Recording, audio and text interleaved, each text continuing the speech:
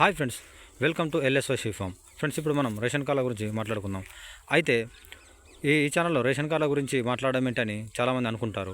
అయితే మనిషి నిజ జీవితంలో రేషన్ కార్డు ఎంత ముఖ్యమైనదో అందరికీ కూడా తెలిసిందే. అయితే నేను ఎలా అప్లై చేశాను, అది pending at inspector, pending at MRO, pending at civil supply office, approved ఎలా అయ్యింది అని నేను క్లారిటీగా వీడియో అప్లోడ్ చేస్తాను ఫ్రెండ్స్. అయితే ఈ ఛానల్లో ఇలాంటివి ఏంటి అని అనుకుంటే